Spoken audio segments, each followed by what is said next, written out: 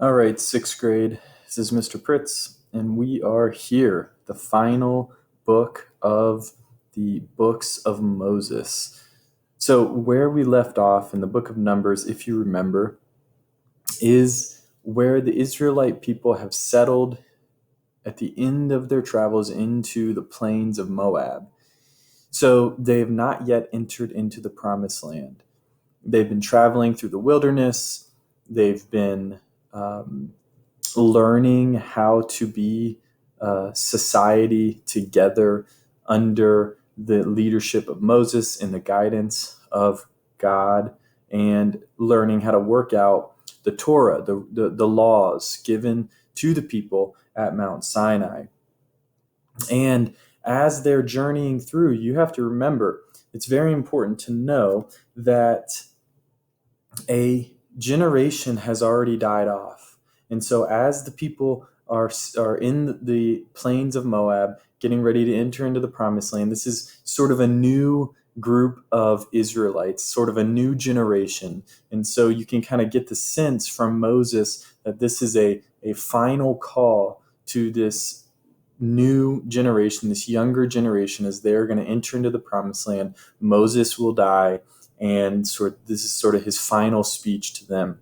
So let's take a look at the background. It's an extended recording of what Moses spoke to the nation as it ended its wanderings in the wilderness and prepared to enter the promised land.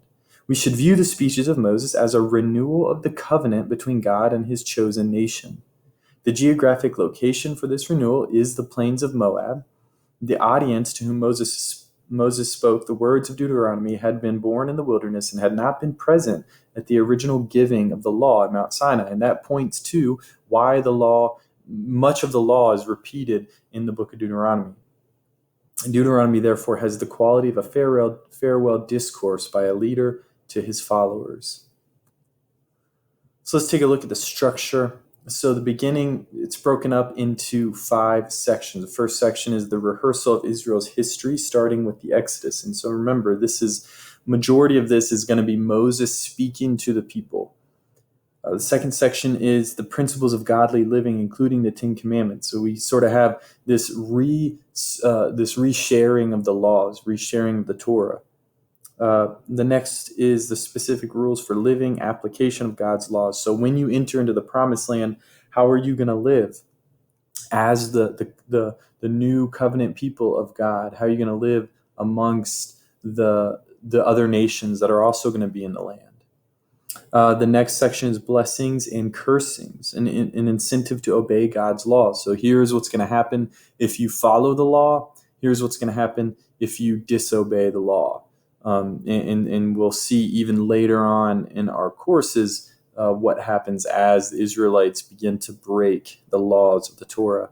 And then it ends with the transfer of leadership from Moses to Joshua. And so that's how the speech will end.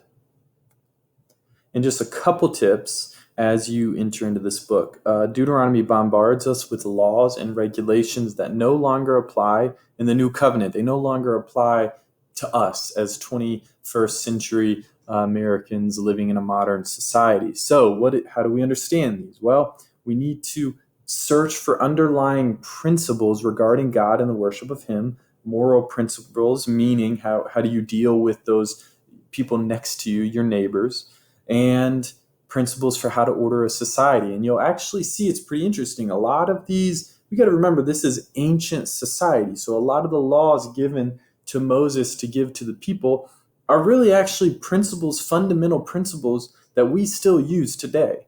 Love your neighbor, honor God. We even have that in certain aspects of the American government where that is written on things, and we know that, we see that, we hear that. Well, that came from the formation of this society under God as their guide and through the leadership of Moses. So it's important to keep that in mind.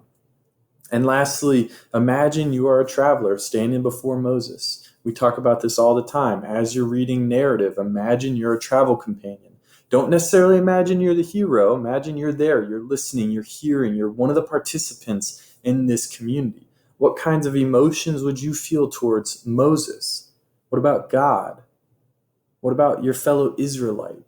Would you feel afraid? I mean, you're about to enter into a land that, yes, God has promised you all the way back to your forefathers, but there's other nations living in that land. Are you gonna be able to maintain the strength and the integrity to continue obeying the Torah? Or are you going to give in to the temptation of the surrounding nations that are tempting you to worship their gods, live as they live?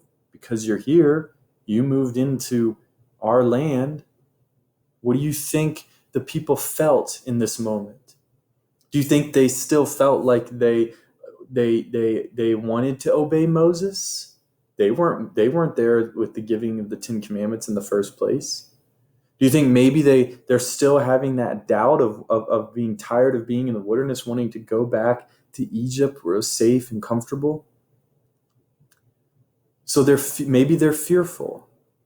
Maybe they're excited. Maybe they're ready for the journey. Maybe they're ready to move into this new land, to accept the promises of God.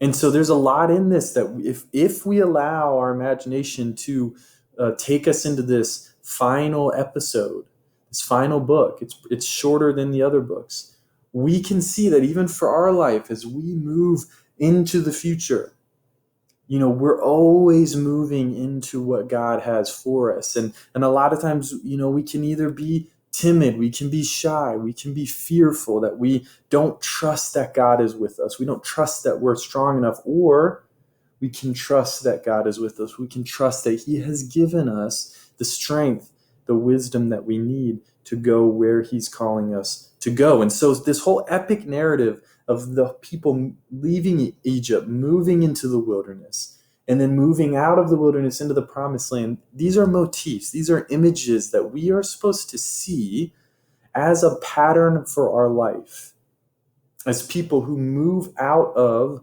our ways of living that are not in line with who God has called us to be.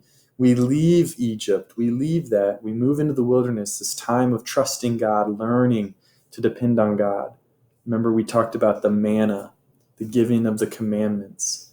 And then we move into the promises of God, always moving into the promises of God. And so we see that as we finish Deuteronomy, again, these are patterns that we live in every day. And so I hope you are encouraged by this final episode, this final speech, this farewell speech by Moses. Allow your imagination to take you into the story, and I hope you enjoy it.